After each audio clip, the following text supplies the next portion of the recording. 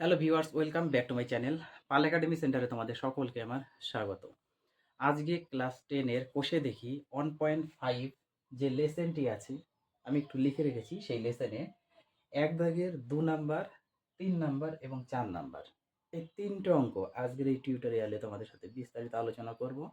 যদি তোমরা তোমাদের বইয়ের পেজ নাম্বার 29, আমি ছোট্ট করে একটু লিখে রেখেছি, বের করো, তাহলে সেখানে দেখতে পাবা যে ১, ২, ৩, ৪ এই যে ৩টে অঙ্ক যে আমি টুকে রেখেছি, এই অঙ্ক ৩টি তোমরা দেখতে পাবে। এর আগের একটি টিউটোরিয়ালে আমি তোমাদের ১ দাগের আই নাম্বার যে অঙ্কটি আছে, সেই অঙ্কটি আমি সেপারেটলি একটা টিউটোরিয়ালে সেখানে আমি আলোচনা করেছি এবং সেখানে বেসিক সমেত কিন্তু আমি আলোচনা করেছি। যদিও তোমাদের এই ১ দাগের প্রত্যেকটি অঙ্ক তোমাদের ওখানে করতে বলেছে যে এই যে দ্বিঘাত সমীকরণ, এই দ্বিঘাত সমীকরণের বীজদ্বয়ের প্রকৃতি নির্ণয় করতে বলেছে। এই একের যতগুলি অঙ্ক আছে প্রত্যেকটি অঙ্কতে। আজকে আমি বেশি কথা বাড়াবো না, আমরা সরাসরি চলে আসব ১, ২, ৩ এই ৩টে অঙ্ক আমরা সরাসরি এখান থেকে আগে নামাবো। তারপরে আমরা টেস্ট করব যে এই অঙ্কের অ্যাকচুয়ালি কী আছে, এই অঙ্কের কী আছে এবং এই অঙ্কের কী আছে, এই জিনিসটা আমরা পরে টেস্ট করব। তোমরা সকলেই কি জানো যে এই যে বীজদ্বয়ের প্রকৃতি নির্ণয় করতে গেলে আমাদের সর্বপ্রথম যে কাজটি, সেটি হচ্ছে কি, নিরূপক বলে যে কথাটি ছিল বা নিরূপকের যে মান, সেই মান থেকে আমাদের সবসময় টেস্ট করতে হয়। অর্থাৎ এই ৩টে অঙ্কের ক্ষেত্রে আমাদের নিরূপক বসাবো এবং নিরূপক বসিয়ে আমরা দেখব যে কি মান এলো। সেটা আমি পরে বিস্তারিত আলোচনা করছি। আমরা কি জানি? আমরা জানি যে নিরূপক, তোমরা সকলেই জানো যে নিরূপকের মান হয় b² - 4ac, তাই না?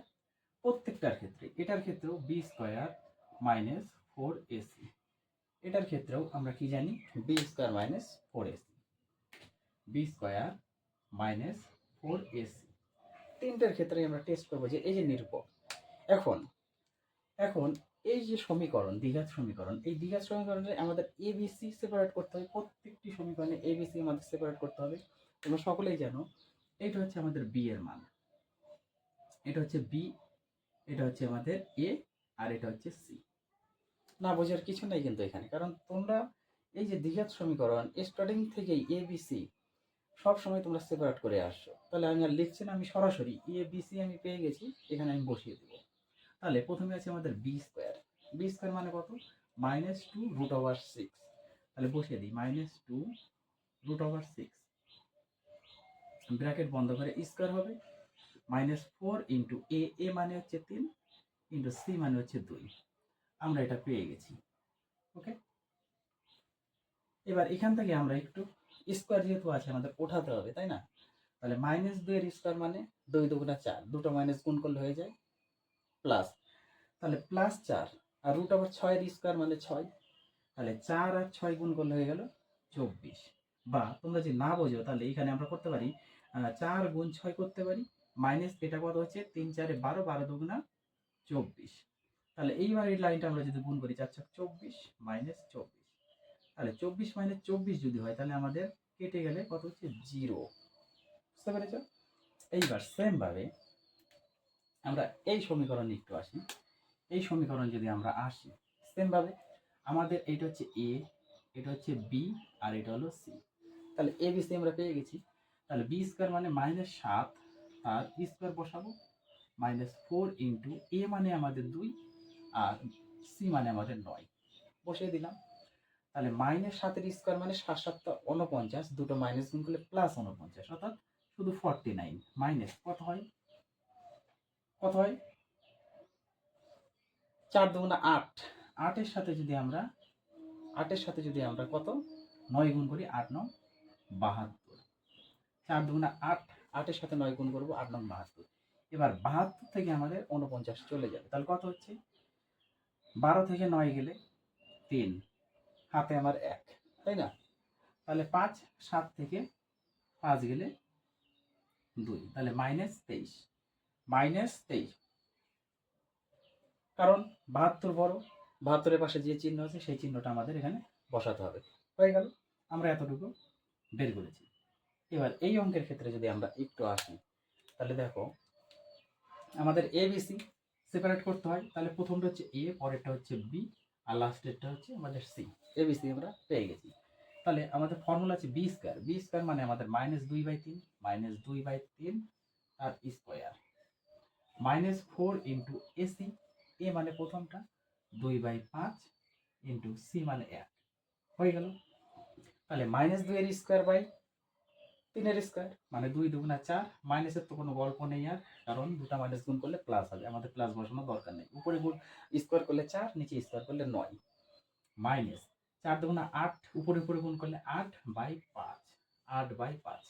এইবার যদি আমরা একটু লসাগু করি, 45 হচ্ছে 5 নং 45, 9 দিয়ে ভাগ করলে 5, 5-এর সাথে 4 গুণ করলে 20, মাইনাস 5 দিয়ে ভাগ করলে কত, 5 দিয়ে ভাগ করলে 9, 9-এর সাথে 8 গুণ করলে 8 9 72। তাহলে আমাদের উপরে বিয়োগ করলে দাঁড়াচ্ছে 72 থেকে যদি 20 চলে যায়, 20 চলে যায়, তাহলে আমাদের কত হচ্ছে 52/45। তার আগে একটা মাইনাস, কারণ মাইনাসের চিহ্ন আমাদের বড়, -72 বড় আছে। তাহলে -52/, আমাদের 45। এখন আমরা আসবো টেস্ট। আমরা একটু টেস্ট করব। টেস্টগুলো কিভাবে করব, কারণ তোমরা সকলেই করেছো। এই যে নিরূপক, তাই না, এই যে নিরূপক, নিরূপক কি ছিল আমাদের, B square -4ac। AC equal to 0 হলে আমাদের কি হতো, B square -4ac। Greater than 0 হলে কি হতো, B square -4ac। Less than 0 হলে আমাদের কি হতো। এই তিনটে টেস্টের মধ্যে আমাদের আসতে হবে। তাহলে এই তিনটে টেস্টে আমরা প্রথমে কি পাচ্ছি, ইকুয়াল টু 0। ইকুয়াল টু 0 তার মানে আমাদের 1 নম্বর কন্ডিশন এখানে অ্যাপ্লাই হয়েছে। এই যে 2 নম্বর অঙ্কটি, 2 নম্বর অঙ্কে আমাদের 1 নম্বর কন্ডিশন অ্যাপ্লাই হয়েছে, কারণ নিরূপকের মান 0।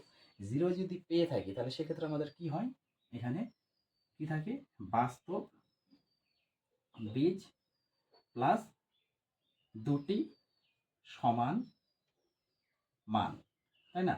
অর্থাৎ এই যে দ্বিঘাত সমীকরণ, এই দ্বিঘাত সমীকরণের দুটো বাস্তব বীজ আছে, এখানে একটু দুটি হবে, ওকে, দুটি বাস্তব বীজ আছে, আর প্লাস দুটো সমান মান পাওয়া যাবে।